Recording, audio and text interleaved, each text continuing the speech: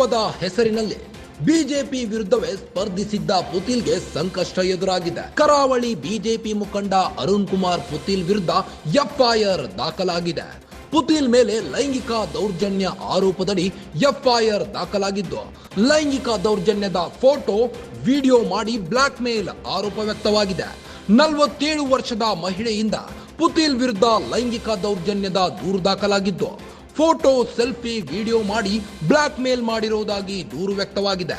2023ರಲ್ಲಿ ಬೆಂಗಳೂರಿನ ಖಾಸಗಿ ಹೋಟೆಲ್ನಲ್ಲಿ ಲೈಂಗಿಕ ದೌರ್ಜನ್ಯದ ಆರೋಪದಡಿ ದಕ್ಷಿಣ ಕನ್ನಡ ಜಿಲ್ಲೆ ಪುತ್ತೂರು ಮಹಿಳಾ ಠಾಣೆಯಲ್ಲಿ ಎಫ್ಐಆರ್ ದಾಖಲಾಗಿದೆ.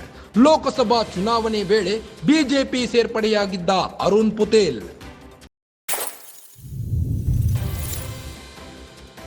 ಹಿಂದುತ್ವದ ಹೆಸರಿನಲ್ಲಿ ಬಿಜೆಪಿ ವಿರುದ್ಧವೇ ಸ್ಪರ್ಧಿಸಿದ್ದ ಪುತಿಲ್ಗೆ ಸಂಕಷ್ಟ ಎದುರಾಗಿದೆ.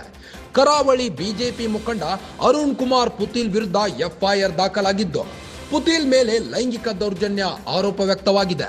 ಪುತಿಲ್ ಮೇಲೆ ಲೈಂಗಿಕ ದೌರ್ಜನ್ಯ ಆರೋಪದಡಿ ಈಗಾಗಲೇ ಎಫ್ಐಆರ್ ದಾಖಲಾಗಿದೆ.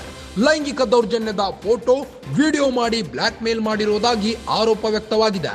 47 ವರ್ಷದ ಮಹಿಳೆಯಿಂದ ಪುತಿಲ್ ವಿರುದ್ಧ ಲೈಂಗಿಕ ದೌರ್ಜನ್ಯದ ದೂರು ದಾಖಲಾಗಿದೆ.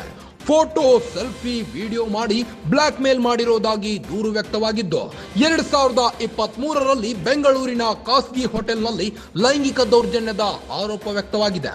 ದಕ್ಷಿಣ ಕನ್ನಡ ಜಿಲ್ಲೆ ಪುತ್ತೂರು ಮಹಿಳಾ ಠಾಣೆಯಲ್ಲಿ ಎಫ್ಐಆರ್ ದಾಖಲಾಗಿದ್ದು, ಲೋಕಸಭಾ ಚುನಾವಣೆ ವೇಳೆ ಬಿಜೆಪಿ ಸೇರ್ಪಡೆಯಾಗಿದ್ದ ಅರುಣ್ ಪುತಿಲ್